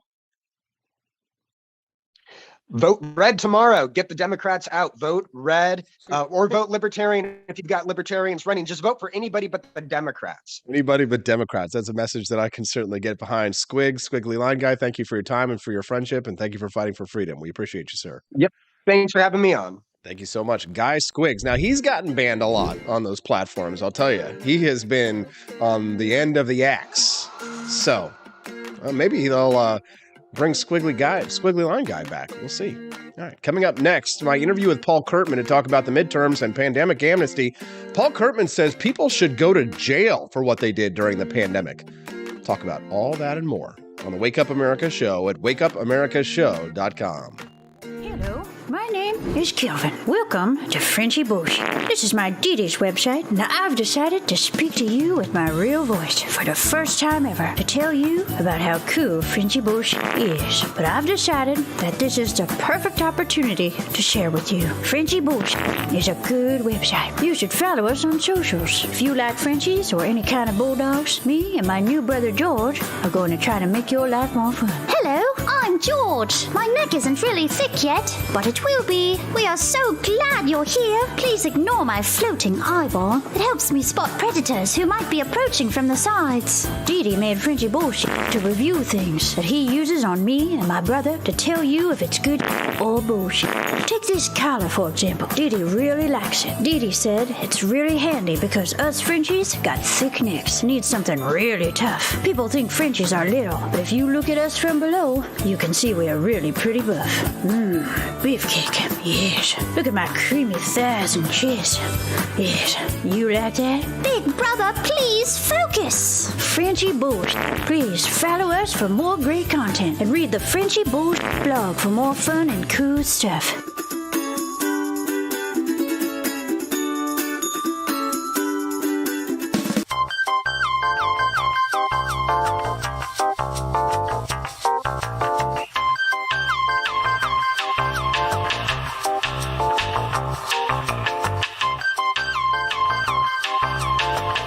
I'm a public defender. I am a public defender. I'm proud to be a public defender. 80% of Americans accused of a crime will get appointed a public defender. Everybody from a speeding ticket to capital murder. For every $1 we spend on public defenders, we spend $3 on prosecutors. Public defenders have to do pretty much everything on their own. Social workers, counselors. Investigating is another piece of it. The average public defender holds 300 cases annually. You never feel like there's enough time. Public defenders have health issues all the time. A lot of people people give up and say, I can't do this work anymore. Gideon's Promise trains, mentors, and supports public defenders. There are a lot of people who say that they would not still be public defenders, but for Gideon's Promise. It's fueled me to continue on in this fight. Gideon's Promise has changed the face of public defense. People see us as troublemakers. Good trouble only. We don't make it easy. It should not be easy to take away someone's liberty.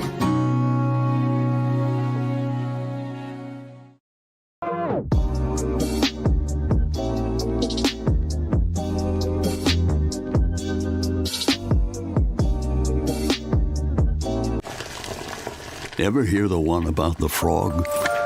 Put a frog in a pot of boiling water and it'll jump right out. Here's my resume again. But put a frog in a pot of cool water and slowly heat it up, and that frog will boil. It's a lie. But as a metaphor for us and all that we go through as veterans, You have any real-world experience? it's a story that rings true. We make excuses for how we feel. We push everything down. We tell ourselves the lie that it's easier to stay in that boiling water,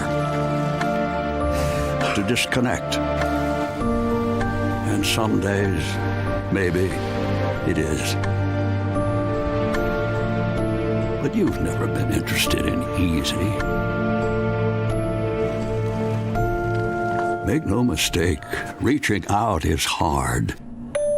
Do it anyway. I need help. You're not alone. You've got this. You are not a frog. Find resources at va.gov/reach.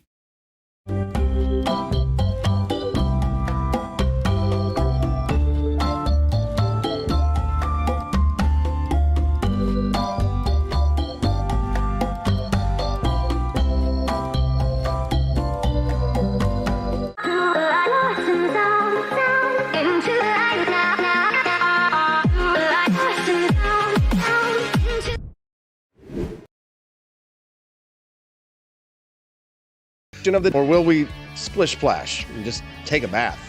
And will the Democrats manage to hold on to power? Let's talk to a man who knows politics better than almost anybody else. He's our good friend of the show and former Missouri State Representative, as well as a United States Marine Corps veteran.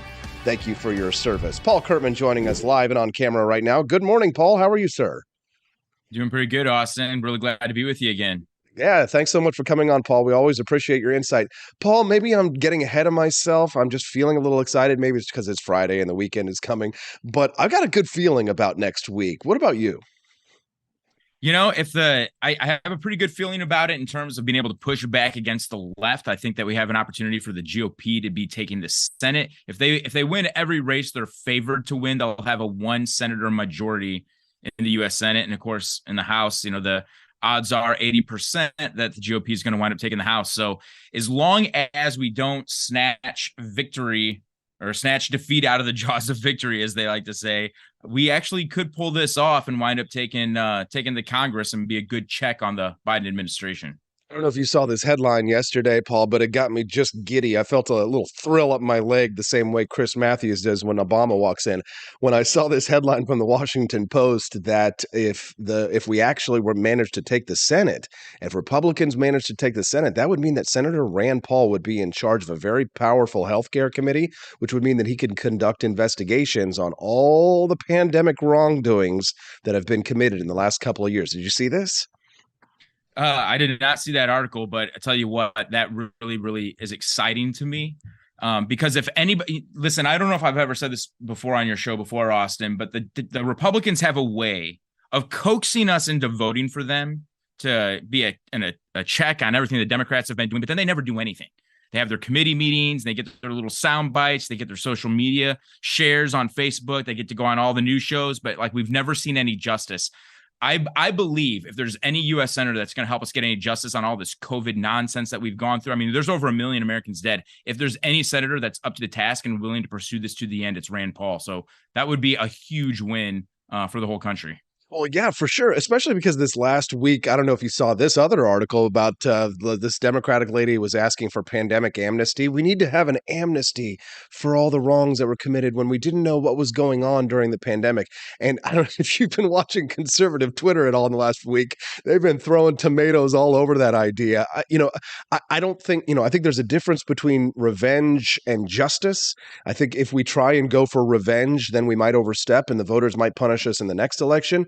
But certainly, I think that we demand and deserve justice for what it was done, especially to the educational system and to young people's stunted learning because of being out of schools, remote learning, and their development with masks. I mean, certainly there's got to be some kind of a proper retribution. Don't you agree? Yeah.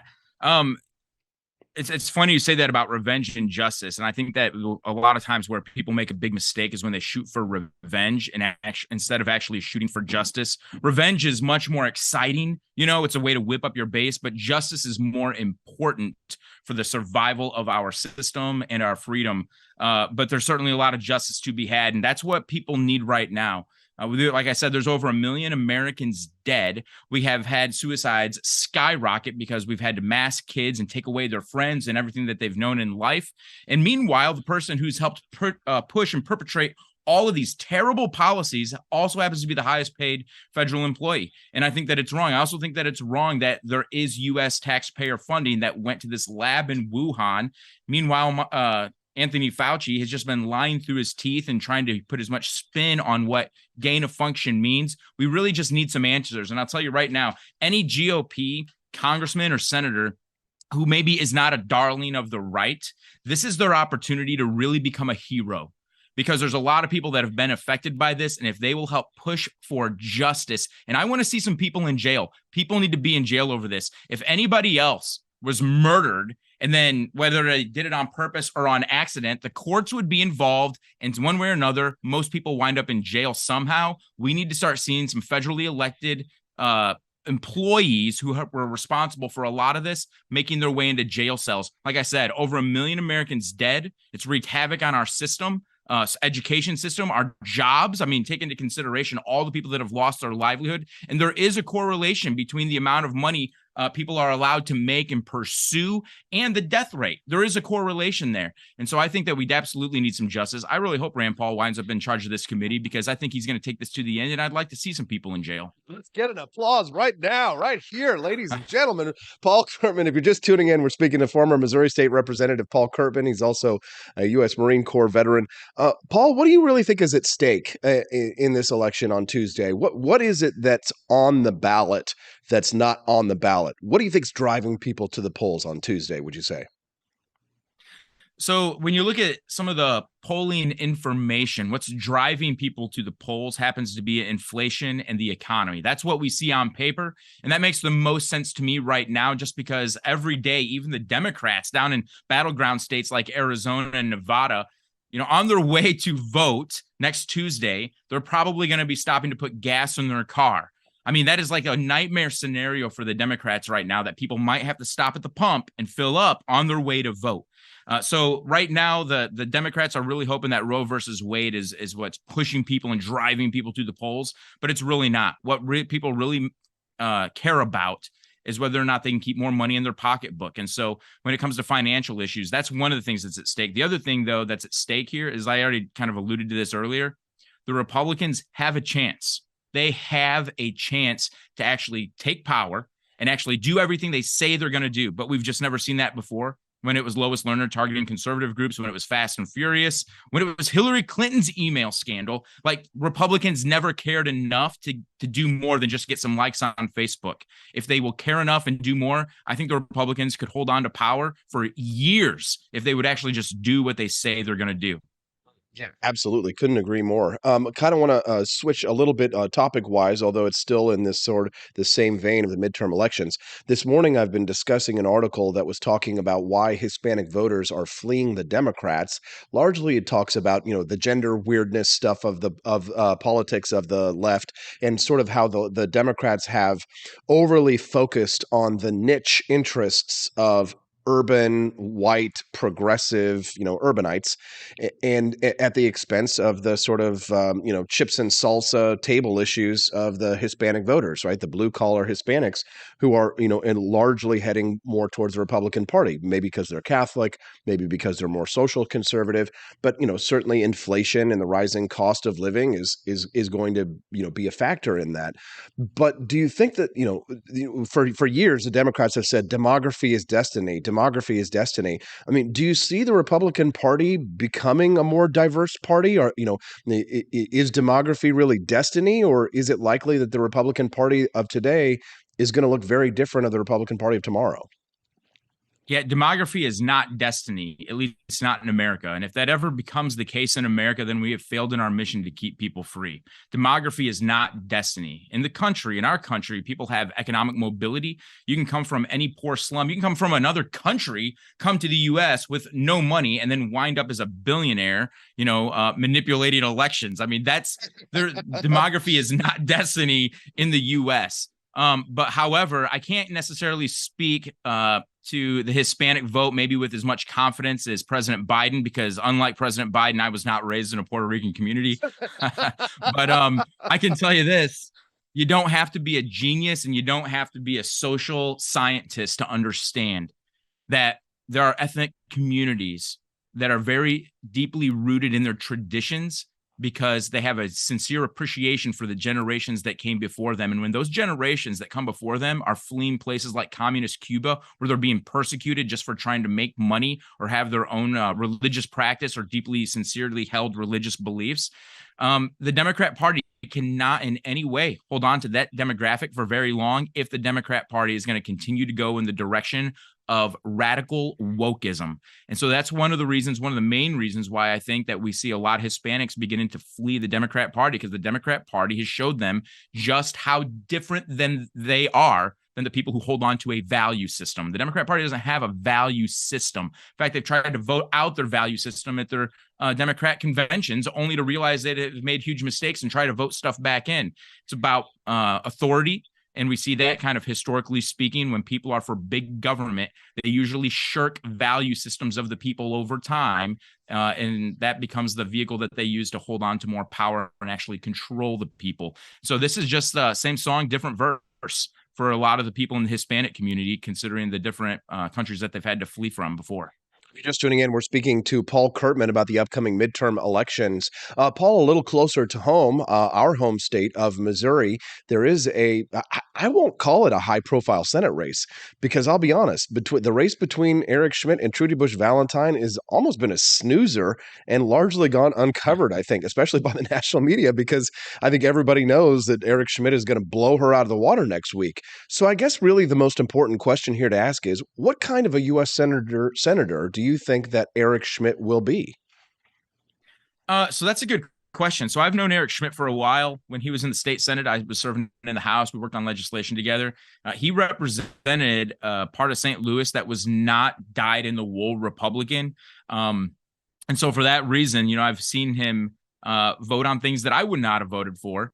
But at the same time, I've also seen him become increasingly conservative as people have gotten to know him in his own district. And what I mean by that is as his district got to know him and got more confidence in him, he was able to be a little bit more free with his message. And that's just kind of the dynamic. That's just kind of the path that things take whenever you start building relationships with your constituency. And then, of course, as the Attorney General, I thought he was doing a pretty good job. I really appreciated. Just a minute ago, you and I were talking about the mask and all these COVID mandates that have been so terrible for the country and for our people.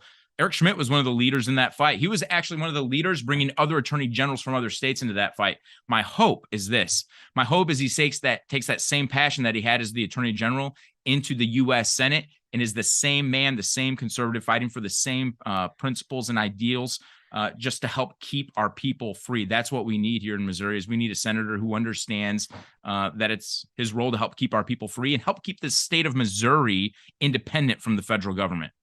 Now, Paul, I know you've stayed busy over the years in your fight for liberty. You've never given up the fight. You've always stayed in it. You're kind of like me now. You're in the media world as well as being, I believe, a financial analyst. So my question to you is, where can people find out more about your work? And I know you've got a radio show. Maybe you'd like to give it a little plug? Yeah, sure.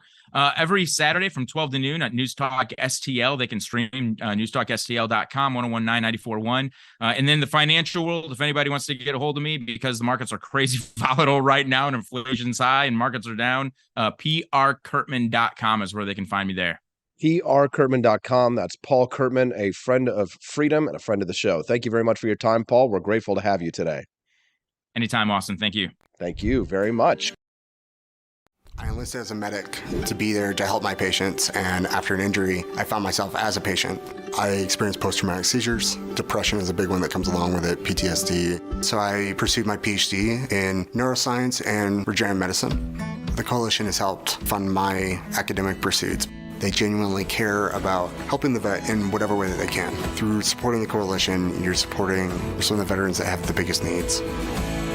Visit saluteheroes.org to learn more.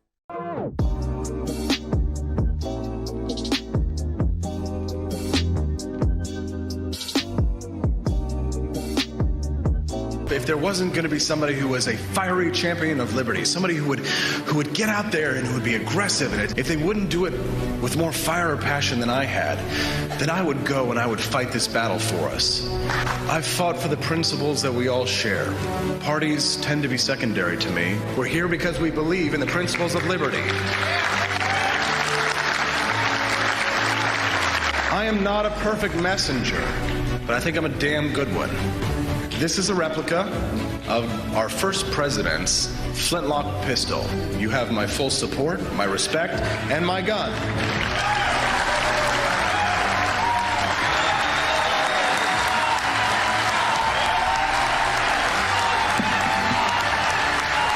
Thank you, Ben.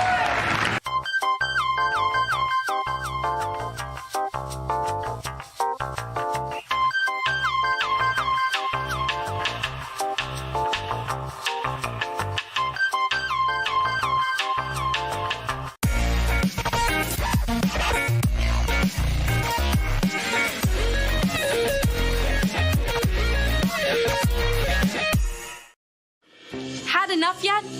Do facts no longer matter? Are lies to be encouraged instead of punished? This is not our inheritance. If truth no longer matters, we will not remain free for long.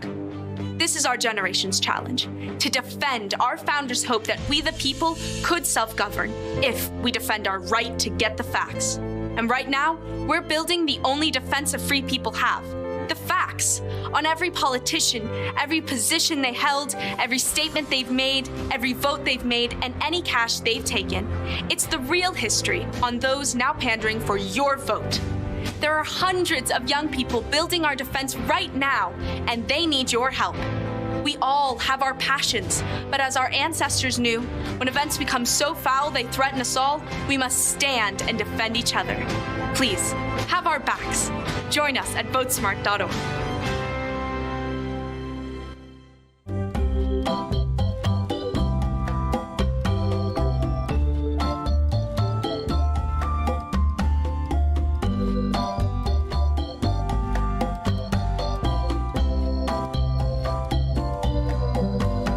What would happen if I had to pick up the phone, call 911 for one of my family members or one of my neighbors? What would I do if no one was on the other end to respond?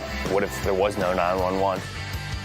So you can be a part of the solution. Anybody can be a firefighter. Male, female, younger, older. We have school teachers.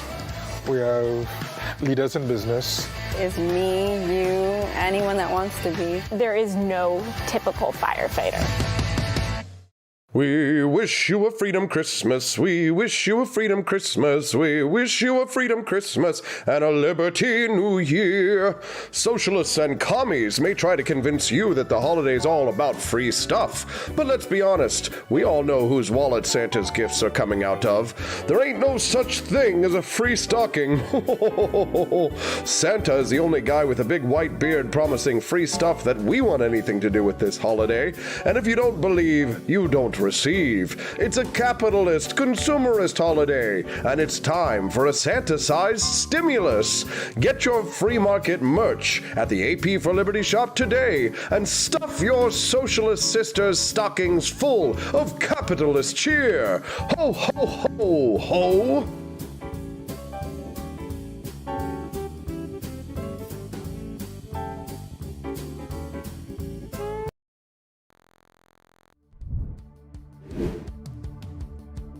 Good morning, Rise and Freedom. I'm Austin Peterson. Thanks so much for tuning in to the Austin Peterson Show. We're so glad to have you here.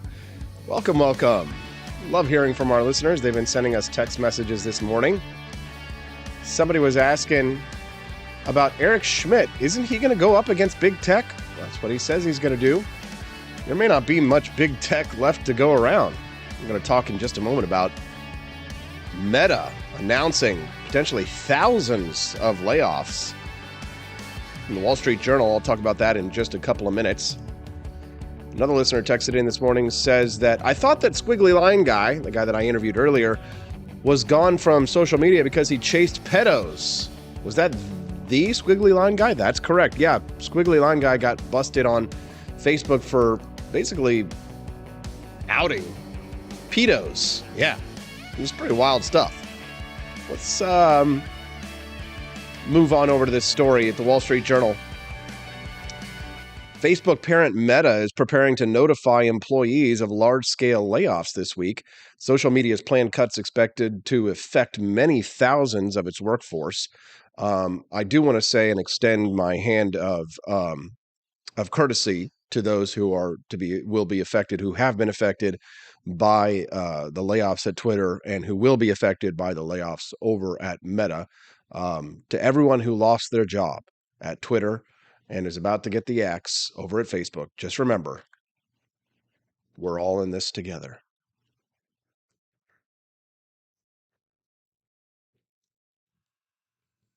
Delicious tea. Spilling that delicious tea. All right, who's excited for Facebook and Meta to get their and Twitter to have this comeuppance? Who agrees with me that this was a long time coming? This has been too long in plans and preparation that the social media companies have gotten away with their censorship, have gotten away with playing partisanship. And listen, private companies, they can do what they want. Well, the left has been saying that for years after censorship policies have been enacted solely on one side. Well, now the left is starting to see it happening to them on their side.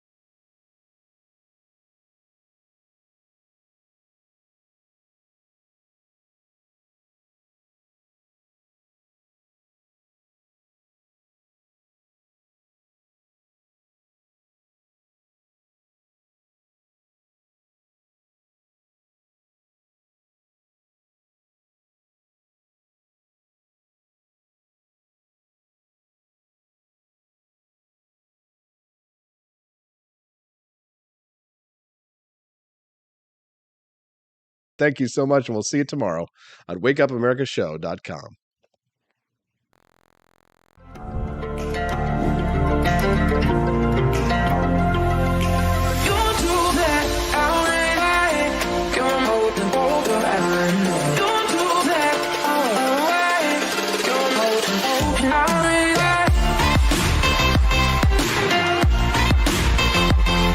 It's morning again in America. Our country is prouder and stronger and better.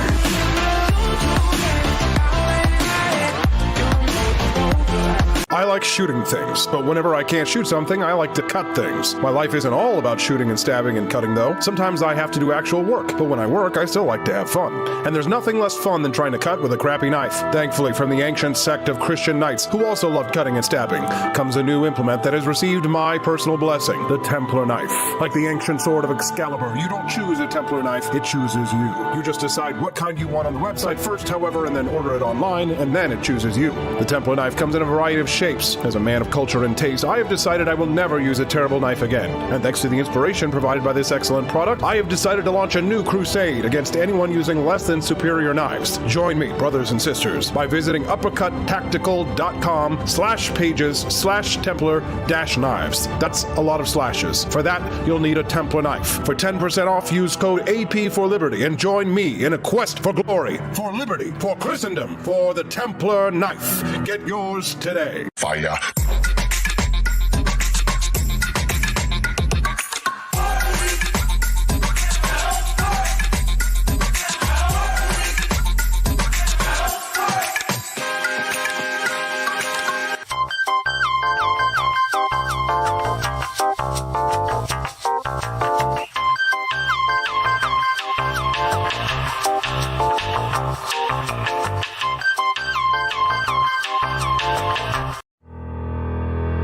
Your printing company stinks. They charge you too much money and they don't love America enough. We've got the solution. Patriot Printing USA. Whether you're running for office, saving souls, or just need business cards that will get you the new job you've been looking for, Patriot Printing USA has got you covered with the best prices around. Palm cards, brochures, bumper stickers, door hangers, you name it, we've got it. PatriotPrintingUSA.com. That's PatriotPrintingUSA.com.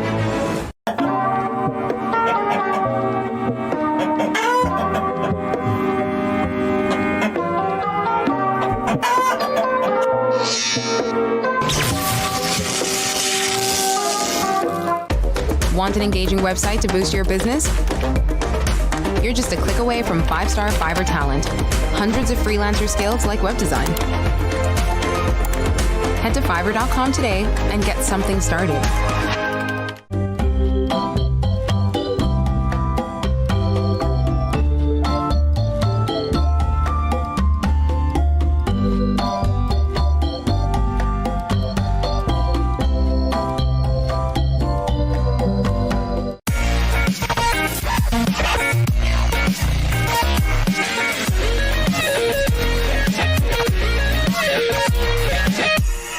Average Americans are turning into conspiracy theorists at an unprecedented rate. Flip City Magazine was created for new converts to aid in their in-depth research along the path of absolute truth. We offer the hardest-hitting news and opinion delivered uncensored in print directly to your door. Display proudly on your coffee table or hide discreetly under your mattress. Flip City is the magazine they don't want you to see, much less read. Subscribe to Flip City Magazine today at flipcitymag.com.